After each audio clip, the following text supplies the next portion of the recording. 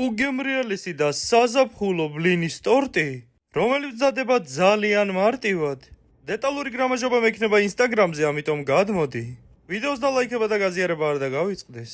ბლინის ტორტისთვის საჭირო ინგრედიენტები შევიძინე ორი ნაბიჯის მაღაზიაში. რა თქმა უნდა, ბიუჯეტურ ფასად. პირველ რიგში დაგჭირდებათ 500 მლ 35%-იანი ნაღები. კარგად უნდა ამოვიყვანოთ. ცალკე ჯამში უნდა გადავიტანოთ 250 გრამი კრემ-ყველი. დავამატოთ უნდა დარიჩინი და 4 სუფრისკოვზის შაქრის პუდრა.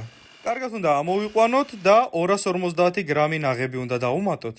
შოკოლადის კრემისთვის კრემ-ყველს დავუმატოთ შაქარი და შოკოლადი 100 გრამი და ამოვიყვანოთ. ასევე დარჩენილი 250 გრამი ნაღები.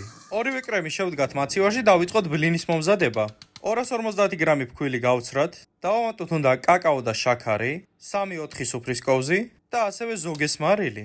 როცა მოურევთ, დავამატოთ 4 ცალი კვერცხი და კარგად უნდა მოურიოთ.